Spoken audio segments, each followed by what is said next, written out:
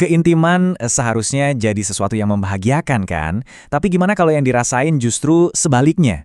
Bingung, sakit, atau bahkan rasa sepi yang dalam banget. Kalau Anda pernah ngerasain itu, Anda nggak sendirian. Hari ini kita bakal coba ngobrolin hal-hal yang seringkali rasanya berat banget buat diucapin. Mungkin Anda kenal sama perasaan ini. Momen ketika ada sesuatu yang terasa ganjil.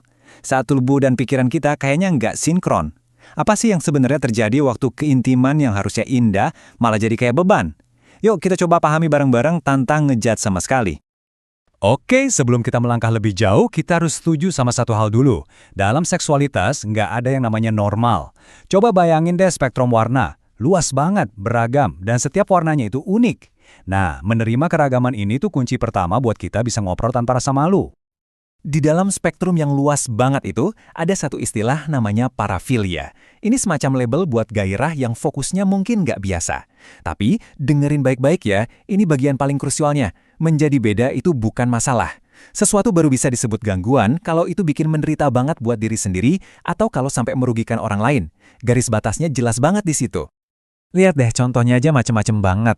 Ada gairah yang fokusnya ke benda atau pakaian, itu namanya fetishism. Ada exhibitionism, itu dorongan kuat buat nunjukin area intim. Bahkan ada juga yang berkaitan sama rasa sakit, kayak masochism atau sadism. Intinya bukan buat menghakimi, tapi biar kita sadar kalau dunia seksualitas manusia itu jauh lebih kompleks dari yang kita kira. Nah, sekarang kita geser sedikit ya. Dari spektrum yang luas tadi, kita masuk ke perjuangan pribadi yang mungkin lebih sering kita dengar atau bahkan kita alami sendiri. Ini bukan lagi soal gairah yang nggak biasa, tapi soal fungsi dasar keintiman yang rasanya rusak dan malah jadi sumber stres yang luar biasa.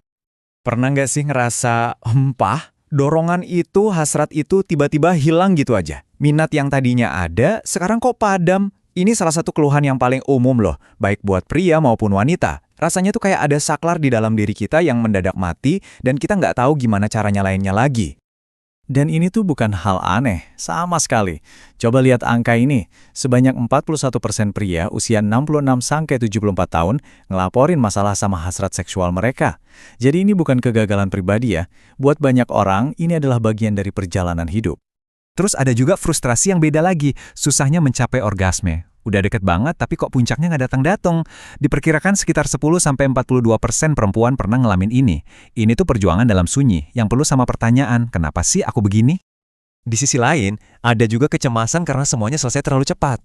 Sekitar 20-30% pria tuh khawatir soal ini. Walaupun secara klinis cuma 1-3% aja yang masuk kategori gangguan, tapi rasa cemasnya itu, tekanan buat tampil baik itu, nyata banget dan bisa bikin kepercayaan diri hancur. Sekarang, coba bayangin, sesuatu yang harusnya jadi simbol kedekatan, malah jadi sumber rasa sakit fisik yang beneran sakit. Kondisi kayak vaginismus misalnya, otot-otot vagina tuh menegang sendiri tanpa bisa dikontrol, bikin penetrasi jadi mustahil atau sakit banget. Momen intim yang harusnya indah, malah jadi sumber ketakutan. Nah, kalau selama ini Anda merasa sendirian, coba deh lihat angka ini. Hampir separuh perempuan di dunia pernah ngalamin paling nggak satu dari masalah-masalah tadi.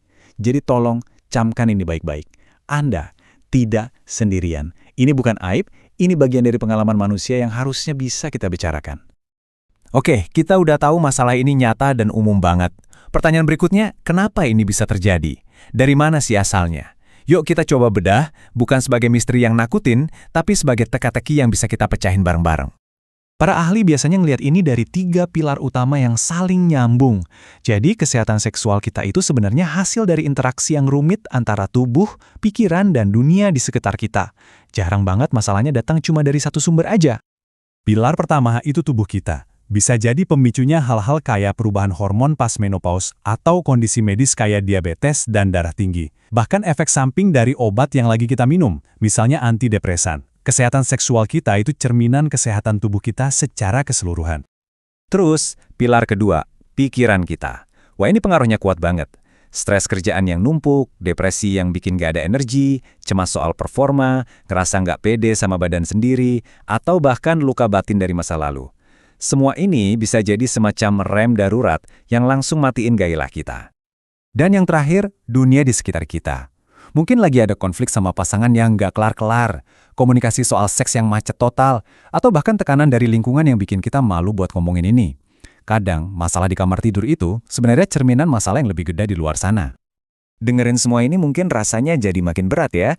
Tapi, justru sebaliknya. Disinilah harapannya muncul. Karena kalau akarnya banyak, itu artinya jalan buat pulihnya juga ada banyak. Saya mau Anda berhenti sejenak dan benar-benar resapi kalimat ini. Apapun yang lagi Anda alami, ini bukan salah Anda. Ini kondisi medis dan psikologis, sama aja kayak kondisi lain.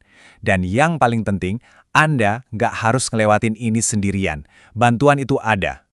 Jalan buat pulihnya pun macem-macem. Bisa lewat terapi psikologis buat ngatasin cemas, bisa dibantu secara medis buat menyeimbangkan hormon, ada juga fisioterapi buat melatih lagi otot-otot tubuh. Dan yang sering kali jadi pondasinya, belajar lagi soal tubuh kita dan berani buat mulai komunikasi yang jujur dan terbuka sama pasangan. Dan ini pesan yang paling penting dari semua ini. Harapan itu nyata dan besar banget. Kemungkinan untuk pulih itu umumnya sangat baik. Apalagi kalau masalahnya ditangani dengan benar dan ada dukungan dari orang yang kita sayang. Jadi pemulihan itu bukan cuma mungkin, tapi sangat bisa terjadi. Kita udah sama-sama mencoba memahami apa yang seringkali tak terucapkan. Pemahaman adalah langkah pertama yang paling kuat.